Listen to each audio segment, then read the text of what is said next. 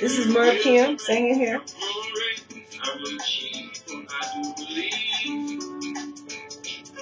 And playing the keyboards, I believe. Sound pretty good, huh? Oh, that's sweet.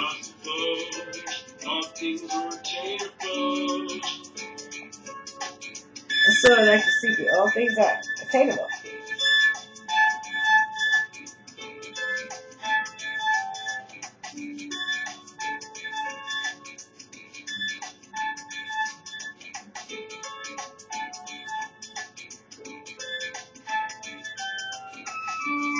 We are in Genesis still. This has got Lily back with you.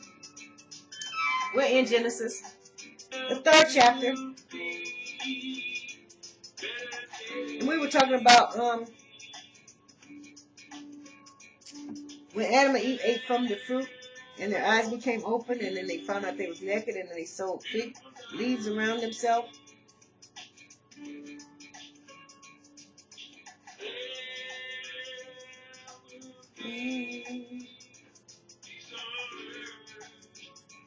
And then when they heard God walking in the garden, they hid themselves, and they said they were naked. And he asked them why did they hide themselves, and he said because they were naked. And he asked them, who told you? So now we're at the 12th verse. 3rd chapter of Genesis, 12th verse. And the man said, the woman who thou gavest to me, now he blaming God. You gave me this woman, and she gave me of the tree that you told me not to eat from. And I did eat. And the Lord God said unto the woman, what is this thou hast done? And the woman said, the serpent beguiled me, and I did eat. And the Lord God said unto the serpent, because thou hast done this, thou art cursed above all the cattle, above all the beasts, above all the upon your belly shalt thou go, and the dust shalt thou eat all the days of thy life.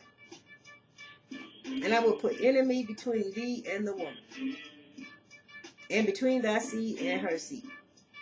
It shall bruise thy head. In other words, we are able to bruise Satan's head, boom, like that. And he only can bruise your heels. So he still can't get to your head unless you allow him to get in your head, in your thoughts. You understand that? He has no power over you still. Even though you ate from the tree, you only became a god. And God still didn't give him no power over you. He said he'll bruise your head, you bruise his head, and he'll bruise your heel. That's it. Upon the woman, he said, I will greatly multiply her sorrows in conception, and if it had nothing to do with sex, you wouldn't have to go through the childbirth and all that. That's why that came about. It was because it had something to do with sex, and her first child was not Adam's.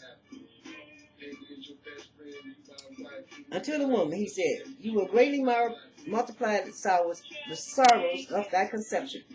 In sorrow shalt thou bring forth children, and thy desire shall be of thy husband, and he shall rule over thee. And unto Adam he said, because thou hast hearkened unto the voice of thy wife, and have eaten of the tree of which I commanded thee, saying that thou shalt not eat of it, cursed is the ground for thy sake, and sorrow shalt thou eat all the days of thy life. Thorns and thistles shall it bring forth, and thou shalt eat the herbs of the field. But if you really want to know the difference, that's what he made it the garden for. In the first place, was for him to do this. So all Adam and Eve was doing was fulfilling the thing that God had already set forth in the first place. Because he wanted you to work the field. He wanted you to do the dust and work hard. That's why he made the garden, because the first gods didn't do it.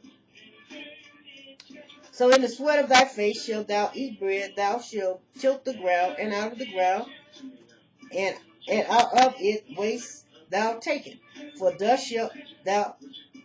dust thou art, and unto the dust thou shalt go. So now, when we die, we go back to the dust, because that's where we came from.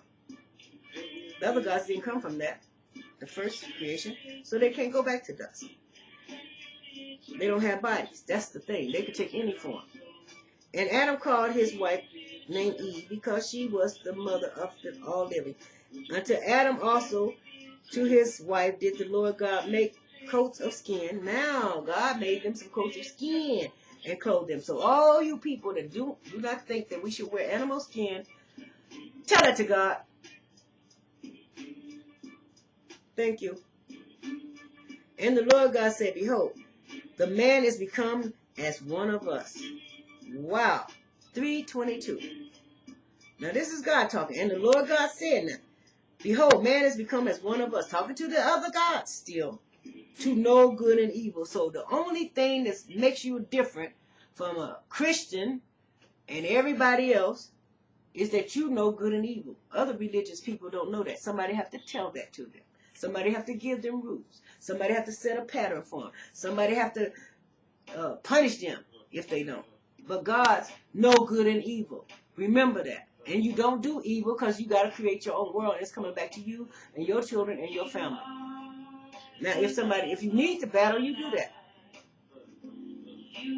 Let's take a break because I'm getting really emotionally involved in this right now.